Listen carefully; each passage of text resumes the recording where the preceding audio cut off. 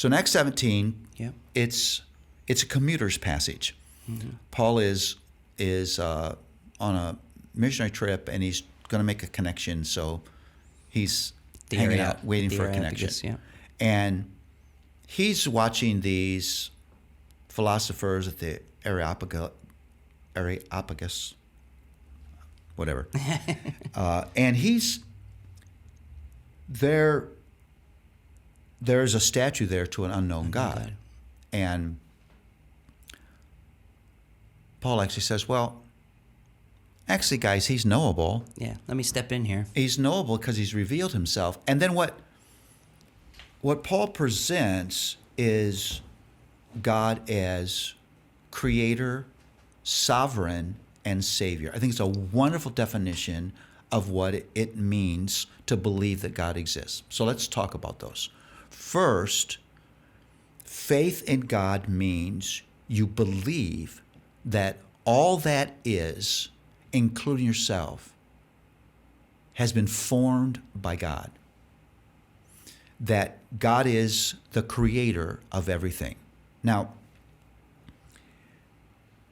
that sort of can roll off your tongue pretty easily, but the implications of that are very important. I'm a painter by avocation. I've talked about this before, that when I get done with a painting, it belongs to me because I made it. Yeah. But I am painting with purpose. I don't just start throwing paint on the canvas saying, well, I hope this turns into something. And so the acknowledgement of God as creator, the faith, the belief that God is creator always means purpose and ownership. Mm-hmm. So there is a purpose for everything that God created. Living in a way that pleases him means I'm using that thing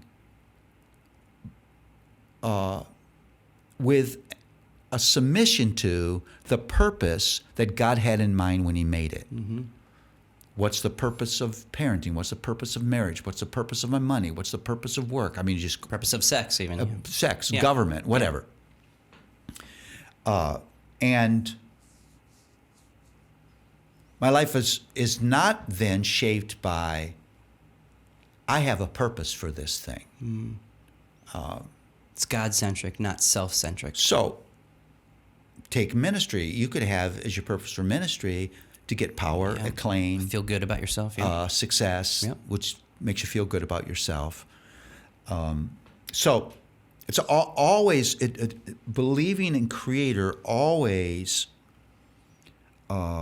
points to purpose. It also points to ownership. That everything that is actually is owned by the one who made it. So I live with the understanding that Paul doesn't own Paul. Mm-hmm. I don't own my mentality or my psychology or my emotionality or my personality or my physicality. All of that is owned by the Lord. Ownership is a significant thing. If you are borrowing a car from somebody, the whole time you're in that car, what are you aware of? Yeah, whether or not it's going to get dinged or how I'm treating it or... Because it doesn't belong to you. Yeah, don't want to get it messed up. Yep. There's right away this, I'm going to call it a burden of stewardship. Mm-hmm. Somebody has entrusted this valuable thing to me. When we're with our extended family in an Airbnb, I'm always very aware that Stuff's going to get broken. we're in somebody else's house. Yeah. Mm-hmm. And we got to honor that. We want to leave that place cleaner and better than when we went in there because it's somebody else's stuff. Yeah. It to me is such an incredible thing to think. I wake up in the morning. When I wake in the morning, I'm God's stuff, and everything I encounter is God's stuff. Yeah.